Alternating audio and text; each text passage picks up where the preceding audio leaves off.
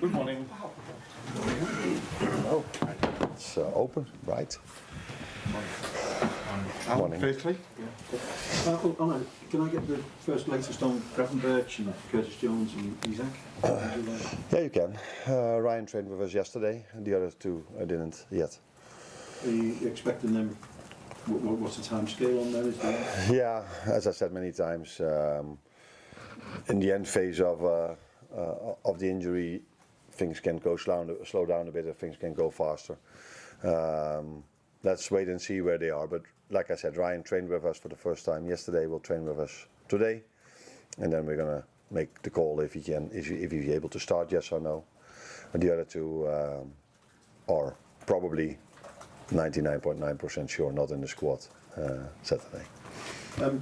You talked about squad depth after the game against Crystal Palace. What is it do you think you're missing? What do you think that you need? We miss nothing, so I'm happy that you asked this question. I'm completely happy with the team, with all the quality we have, and I'm also completely convinced by the strategy and the policy we have.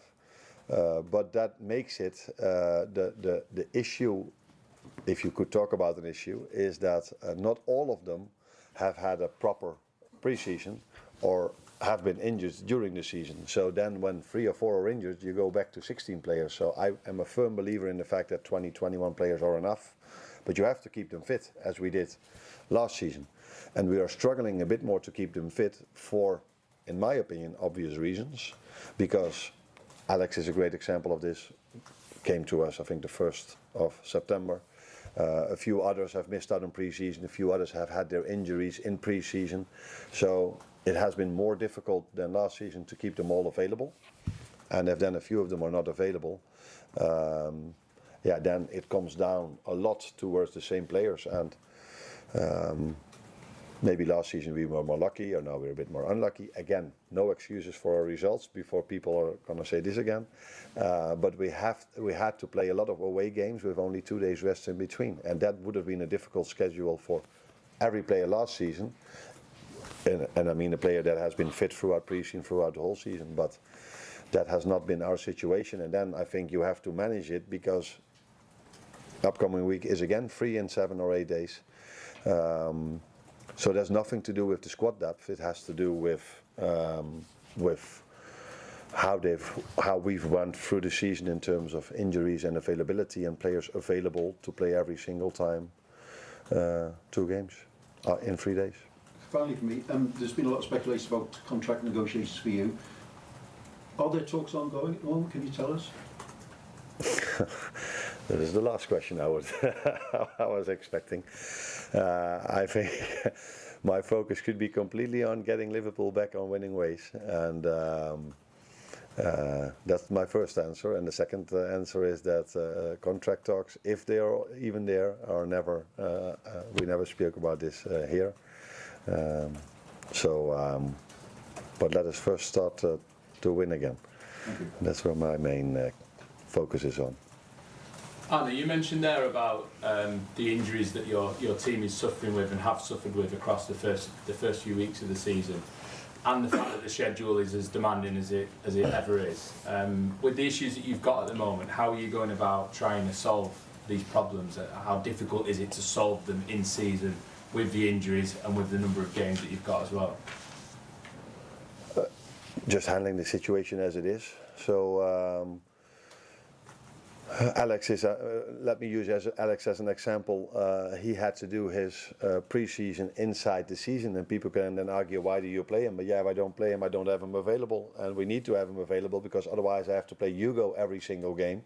And that was just with Owen Hargreaves when he made the comparison between the two of them, and he showed that both of them, for another reason by the way, but he showed me over there that both of them played. One played 34 games last season, the other one 34. And we play 60 over here. So that's why I need to get Alex as soon as I can into playing as many games as he can. And that has been something not only with him but with a few others as well. So Jeremy Frimpong has been in and out with injuries quite a few times. Same with Conor Bradley. So if one is out, the other one has to play more. That's why I've played maybe also Dominic Szoboszlai a few times in that position. So that has been something what every team, by the way, has. So it's again not an excuse for us because every team works with this. But what was a bit different than, for example, for me last season is that last season they all had 1 year Premier League experience as a minimum, and they were all fit when we started, and they stayed fit. And now they weren't all fit from the start, and then it's also then you have to some players have to play maybe even more than you want them to do, which is a risk for them getting injured as well. But it's just a situation as it is, and we have still more than enough good players available to play the game on Saturday, to play the game on Tuesday, and to play the game on Sunday. But I have to take care of a few of them, and that's why I made the decision not to play 7 or 8 players 2 days ago. When you look at the run of results you've had, I know you've never had a run like this in your career before. How much are you learning about yourself and your capabilities as a manager to adapt to this sort of situation and deal with all these problems that we're talking about?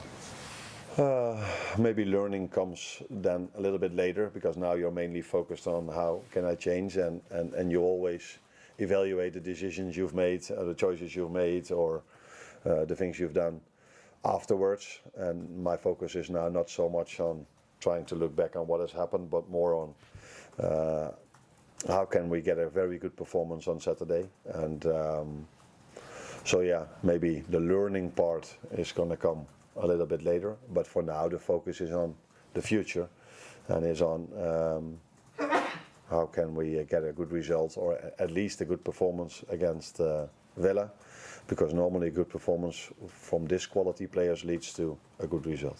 Thank you.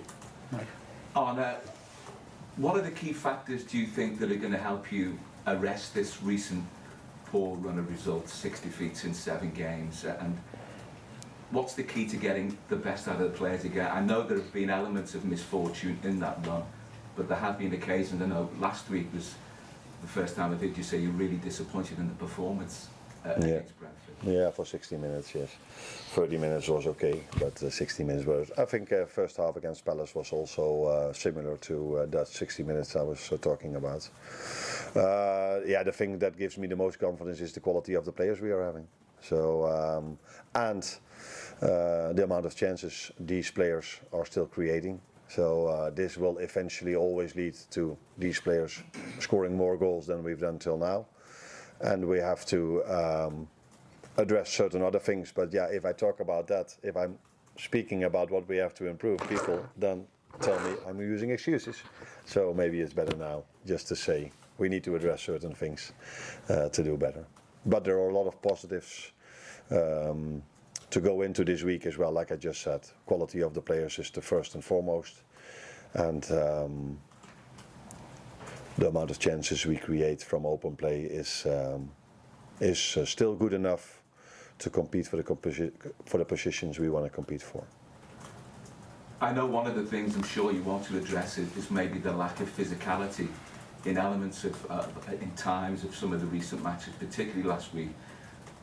Obviously the players are trying to win their battles. On occasions, is it down to sort of a lack of confidence that sort of, you know, because things are going wrong, one thing leads to another? Because that can be a really important part, well, it is a really important part of the game. Yeah, no, and it gets more and more important in every Premier League game, let alone in games of ours. It's never helpful if you end a game of football against United with conceding a set piece and you start another one in the Premier League and you concede after 5 minutes a throw-in from a set piece. But I think, not 100% sure if I'm correct, we had to defend 6 set pieces, and 15 we defended well. But yeah, we're at this moment in a time where 15 isn't enough because we conceded 16, and the first one, someone said to me, who worked in a completely different department, but he said no plan survives the first contact, and that is also a little bit what makes it difficult if you are 5 minutes in the game and you're 1-0 down.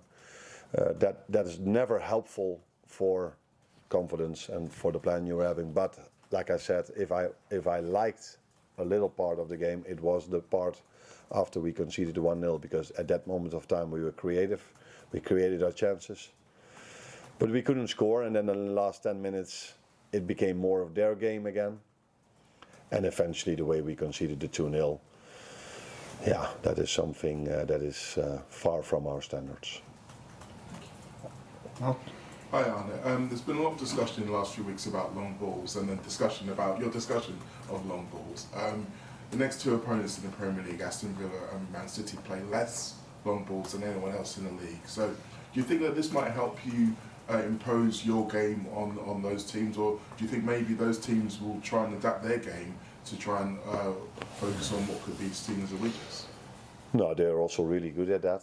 So Chelsea played their own game against us. They brought the ball out from the back as well, and we didn't win that one as well. So again, when people ask me after the game, why was it difficult, I try to explain why it was difficult. And if the question is why it was difficult, I answer the question why it was difficult. People don't ask me, can you come up with excuses, and then I give an answer. So I try to explain why it was difficult, and I did this only for the first time after United, because the games before that I felt would be stupid to tell so, because I'm not 100% sure if everybody is already noticing what we're seeing. Then I underestimate a lot of analysts throughout the country. But if it happens after the 10th game and 9 of them were so much focus on long balls, then I think it's fair to say for me, if you ask me the question, why is it difficult, to say this without opening the eyes of upcoming opponents. These two teams we face now indeed bring the ball more out of the back, but they're also really good in it.